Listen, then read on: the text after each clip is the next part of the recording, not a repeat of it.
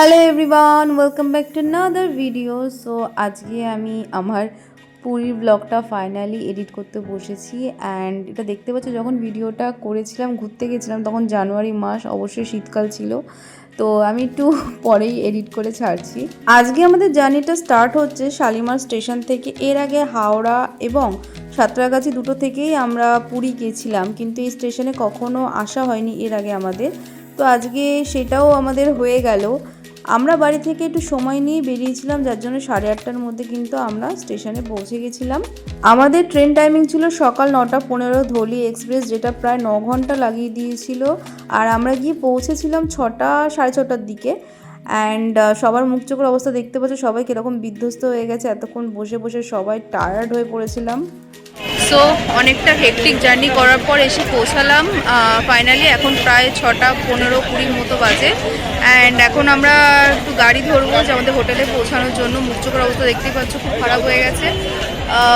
So এখন গাড়ি ধরে আপাতত আমাদের হোটেলে যাই। হোটেলে গিয়ে ওখানে ফ্রেশ হয়ে তারপর আবার তোমাদের সাথে দেখা হচ্ছে। সো চলো। মাসি, are you comfortable? I am fully comfortable. Okay, are you tired? No, never. এতটা জার্নি করার পর যে কেউ বলবে টায়ার্ড, কিন্তু আমার মাসি, মা সবাই একদম ভীষণই এনার্জেটিক ছিল। তারপরে আমরা এসে হোটেলে ফ্রেশ হয়ে চলে আসলাম একটু পুরী সি বিচে। আর এখানে অ্যাজ ইউজুয়াল প্রত্যেক দিনের মতো দোকানপাট বসেছে, এছাড়া খাবারের দোকান রয়েছে, মেলাও মতো বসেছে। আমি, মা, মাসি, তারপরে বোন, দাদা, বাবা সবাই মিলে আর কি বেরিয়েছিলাম একটু কেনাকাটা করব, বা একটু ঘুরবো ফিরবো, একটু খাবো দাবো, আর রাতের সমুদ্রটাকে একটু এনজয় করব।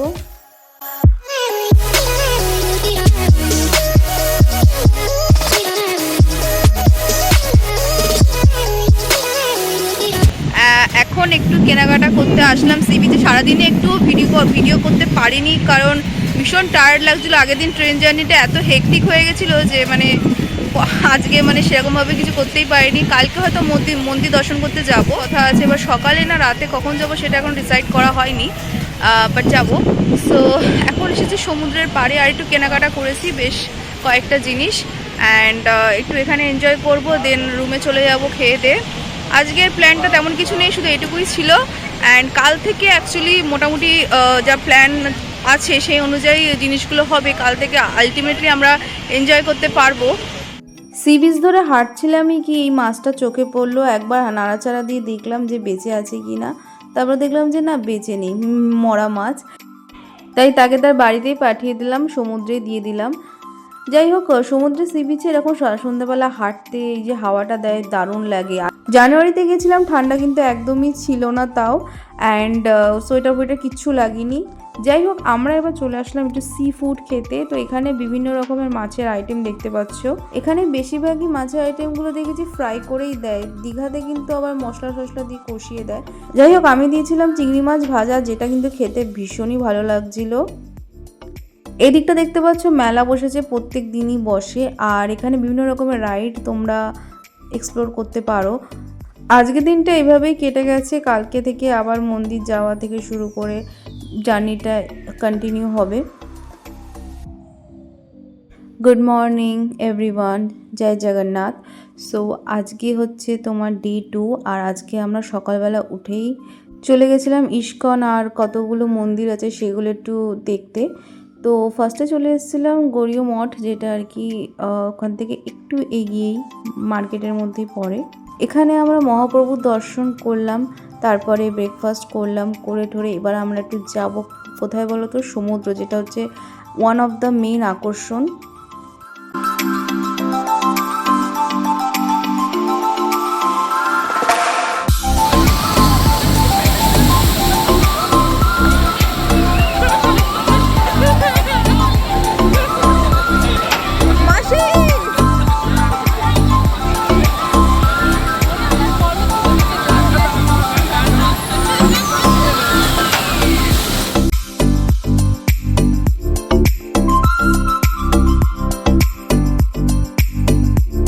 স্নান টান করে দুপুরে লাঞ্চ করে তারপর একটু রেডি হয়ে আমি আর বোন এসেছিলাম একটু সমুদ্রের ধারে। তখনও দেখতে পাচ্ছ কত লোক তখনও লোকে স্নান করছে, আর আমি আর বোন একটু সি বিচে হাঁটছিলাম, কটা ভিডিও রিলস টিলস বানাচ্ছিলাম, আর এই দুজনে গল্প করছিলাম। বেশ ভালোই লাগে সমুদ্রের পাড়ে এইভাবে হাঁটতে, দারুণ লাগছিল। সি বিচ থেকে এসেই ঘুমিয়ে পড়েছিলাম 1 ঘন্টা, ঘুম থেকে উঠেই আজকে আমাদের মন্দিরে যাবার কথা ছিল। মন্দিরটা এই প্রথমবার সন্ধ্যাবেলার দিকে আসছি, আর কত সুন্দর সাজিয়েছে তোমরা দেখতে পাচ্ছ। তো পুজো দেওয়া হয়ে গেছে অ্যান্ড প্রায় 2-3 ঘন্টা লেগে গেছে আমাদের পুজো দিতে। আজকে তাও মোটামুটি ফাঁকাই ছিল মন্দির, বাট কি বলবো, আর কিছু বলার নেই। এবার একটু হোটেলের দিকে যাব, আর হোটেলে গিয়ে তারপর একটু সমুদ্রের দিকে যেতে পারি। অ্যান্ড ব্লগগুলো বেশি কিছু করতে পারছি না, যে কটা ইম্পর্টেন্ট বলে মনে হচ্ছে সে কটা ভিডিওই আমি করছি আপাতত। এক্সট্রা তেমন কিছু ডিটেলসে দেখাতে পারছি না, তো দেখাচ্ছি না, কারণ এর আগেও আমি পুরী এসেছি, তখনও আরও অনেক ব্লগ রয়েছে ওর মধ্যে। আর এই যে আমাদের দাদা, যার আলটিমেটলি কোনো ফাংশন নেই, বাট এসছে আমাদের সাথে। বল, সন্ধ্যাবেলা জগন্নাথ দেবের মন্দির খুব সুন্দর আর ফাঁকা থাকে। এই সময়ে পুজো দিলে পুরো শান্তিভাবে মন ভরে জগন্নাথ দেবের পুজো দেওয়া যায়।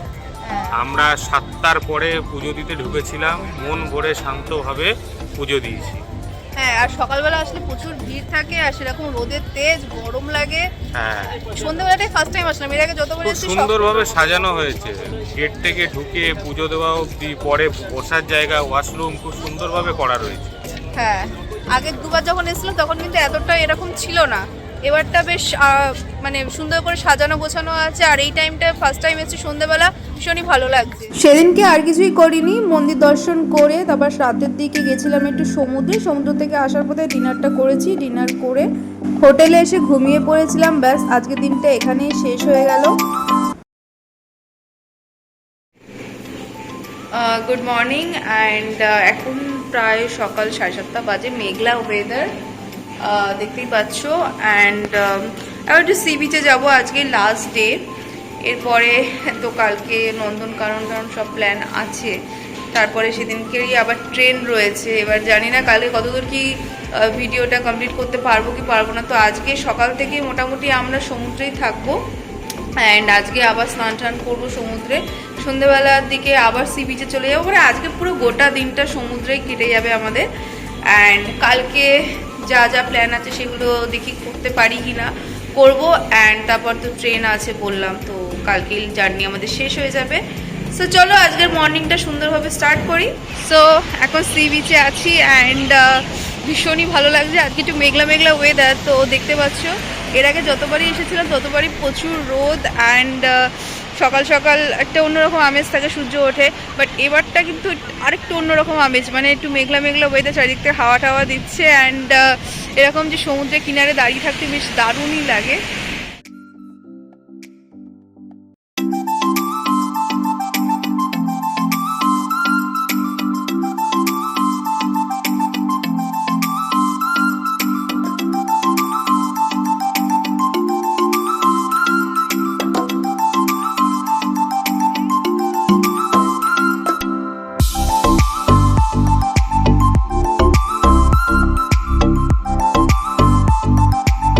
সকালবেলা ব্রেকফাস্ট করার আগেই, মানে ঘুম থেকে উঠেই কিন্তু আমরা সমুদ্রে চলে এসেছিলাম। এখানে মা আর মাসি উটে চড়ছিল। উটের প্রাইস কিন্তু 100 করে পার পারসন, আর এছাড়া ঘোড়াও রয়েছে, ঘোড়াও তোমরা চড়তে পারো।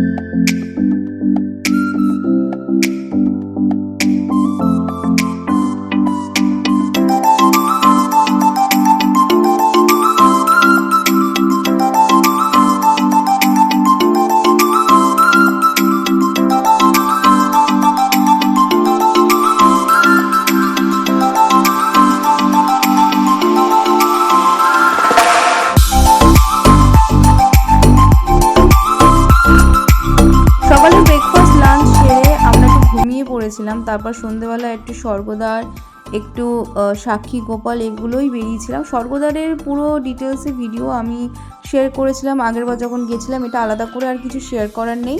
আর আমি এখানে সমস্ত ক্লিপ তুলে ধরছি না, কয়েকটা মুহূর্তগুলোই তুলে ধরছি, কারণ এর আগে আমার পুরীর ব্লগে করা আছে সব।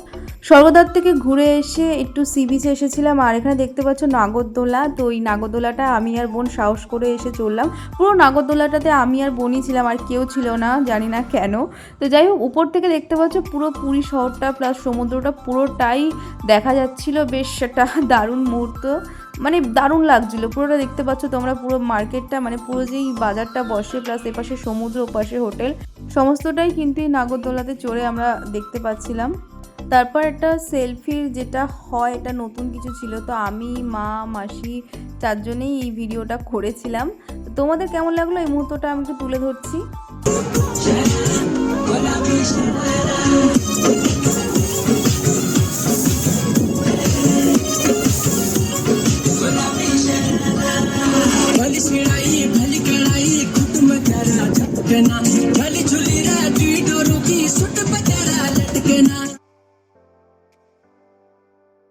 সো আজকে হচ্ছে ডে 4, মানে লাস্ট দিন। আজকে আমরা সকালবেলা ব্রেকফাস্ট করে হোটেল চেক আউট করে বেরিয়ে গেছি।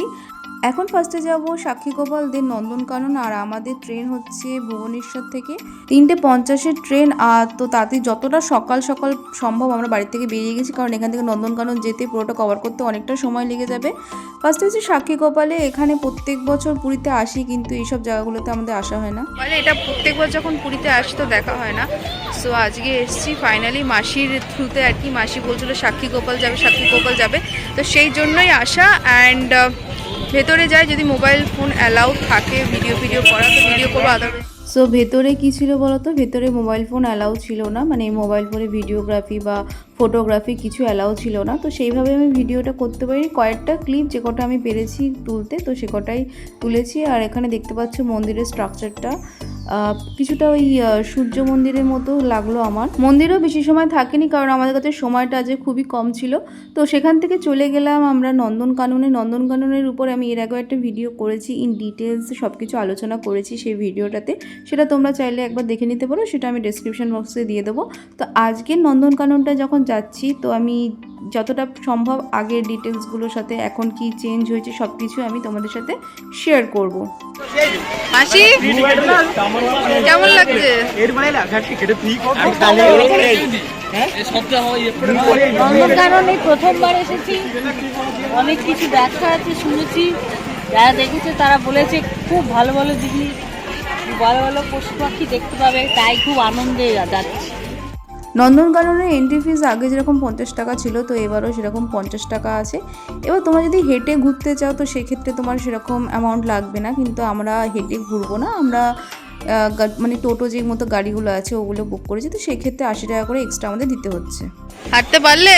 হ্যাঁ, না হাঁটার কি আছে, না হাঁটলে দেবো কী করে।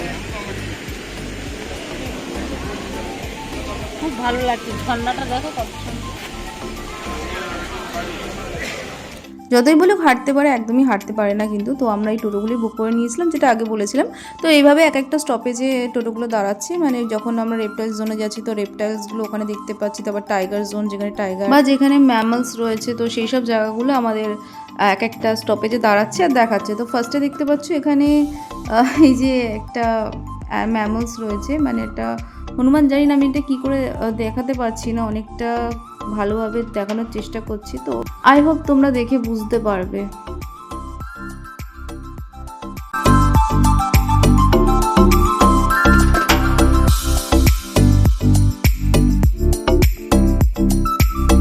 ম্যামলস দেখে মোটামুটি এবার আমরা যাচ্ছি হচ্ছে রেপটাইল জোন। রেপটাইল জোনে অনেক কিছুই আছে দেখার, তো সেখান থেকে তোমরা এই যে ডাইনোসরটা রয়েছে, ডাইনোসরের নিচ দিয়ে একদম যেতে হয়।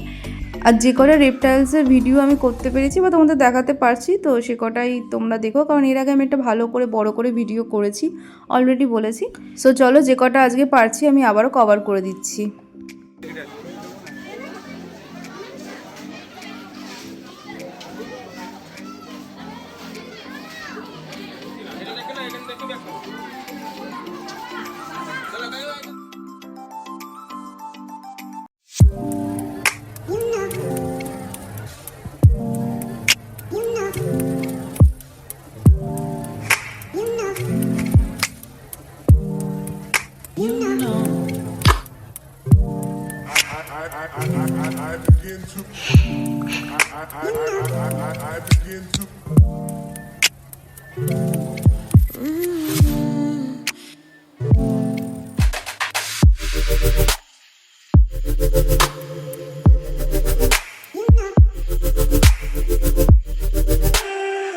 মোটামুটি এদিকটা সব কমপ্লিট করে এবার আমরা যাচ্ছি যেটা অ্যাকচুয়ালি মেন আকর্ষণ নন্দনকাননের, সেটা হচ্ছে জঙ্গল সাফারি। এর আগের বার যখন এসেছিলাম তখনও কিন্তু ভীষণই অ্যাডভেঞ্চারাস লেগেছিলো, আর এবারও ভীষণই এক্সাইটিং লাগছে।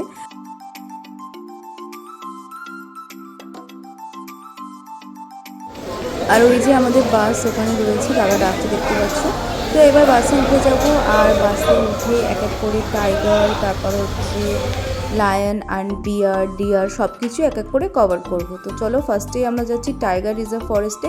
মানে টাইগারে কী বলো তো, আগেরবার যখন এসেছিলাম তখন টাইগার একটাও দেখতে পাইনি, তো এবার হয়তো কপালে থাকবে। আর বলতে বলতে এই যে দেখতে পাচ্ছ একটা বাঘ আমরা দেখতে পেয়েছি, আগেরবার দেখতে পাইনি বাট এবারটা দেখতে পেয়েছি, আর ভীষণই ভালো লাগছিলো। বেশ অনেকটা দূরে ছিল, আমি যতটা পাচ্ছি ততটা জুম করে দেখানোর চেষ্টা করছি। আর দেখতে পাচ্ছ কীভাবে শুয়ে আছে, একদম মানে দেখে মনে হচ্ছে এটা বিড়াল যেন শুয়ে আছে। বাট যাই হোক, তারপরে আমরা গিয়েছিলাম লায়নের রিজার্ভ ফরেস্টে, আর ওখানে কিন্তু এবার আগেরবারও দুটো লায়ন দেখতে পেয়েছিলাম, এবারও দুটো লায়ন দেখতে পাচ্ছি। কিন্তু লায়নগুলোর অবস্থা দেখতে পাচ্ছ কতটা, মানে মনে হচ্ছে যেন খাবার দাবার খেতে পায় না অনেক দিন ধরে, মনে হয় সেইভাবে দেখাশোনা করা হয় না। শুধুমাত্র দুটো সিংহ আর একটা বাঘ দেখতে পেয়েছে এখন অবধি। এখন হ্যাঁ ভাল্লুক দেখবো, জানি না এখন শীতকাল, হাইবারনেশনে ভাল্লুক দেখা যাবে না, এক্সপেকটেশন নেই, বাট দেখি যদি দেখতে পারি। মাসির তো মনটা পড়ে গেছে, স্যাড। বাট আমরা বাঘ দেখতে পেয়েছি, সিংহ দেখতে বাঘ যতবার এসেছি আগেরবার বাঘ দেখতে পাইনি, এবার সিংহটা দেখতে পেয়েছি, সিংহ বাঘ দুটো দেখতে পেয়েছি। তো চলো, সাথে হরিণ আর ময়ূর তো সবসময় পাবে। এবার এন্টার করছি বিয়ার সাফারিতে, অ্যান্ড আমরা কিন্তু এবারে বিয়ার দেখতে পাইনি। আগের বছর ভাল্লুক দেখতে পেয়েছিলাম, এবছর একদমই পাইনি। এবছরটা বাঘ সিংহ দেখেছি কিন্তু ভাল্লুক দেখতে পাইনি। যাই হোক, কিন্তু অনেক হরিণ দেখেছি, অনেক ময়ূর দেখেছি, আর নীলগাই দেখেছি, যেটা আর কি কমন ব্যাপার। জঙ্গল সাফারির পরে চলে আসলাম এখানে যেই Indian tiger, royal Bengal tiger, তারপর লায়ন সব কিছু আলাদা করে যেটা রিজার্ভ করা রয়েছে, তো সেগুলো দেখতে চলে আসলাম।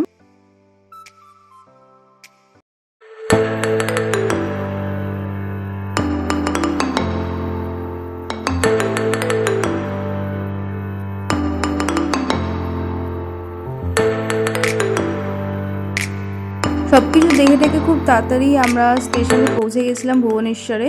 তো সেখান থেকে হাওড়া পৌঁছাতে পৌঁছাতে প্রায় 1টা মতো বেজে গেছিলো। অ্যান্ড এত বিধ্বস্ত ছিলাম যে আর কোনো ভিডিও করার মতো ইচ্ছাই আমার ছিল না, তো ভিডিও আমি সেভাবে করতে পারিনি ভুবনেশ্বর স্টেশনের। কিন্তু যাই হোক, লাস্ট ভিডিওটা এন্ডিং করছি। তো খুব ভালো একটা জার্নি আমরা উপভোগ করেছি। অ্যান্ড হাওড়া স্টেশনে নেমে এবার উবের বুক করে বাড়ি ঢুকবো। আর আজকের ভিডিওটা তোমাদের কেমন লাগলো সেটা অবশ্যই জানি অনেক দিন পর আমি এডিট করতে বসেছি, এডিট করে যাচ্ছি ভিডিওটা, কিন্তু তাও তোমাদের যদি ভালো লেগে থাকে অবশ্যই like, comment, share and subscribe করে পাশে থেকো। চলো, টাটা।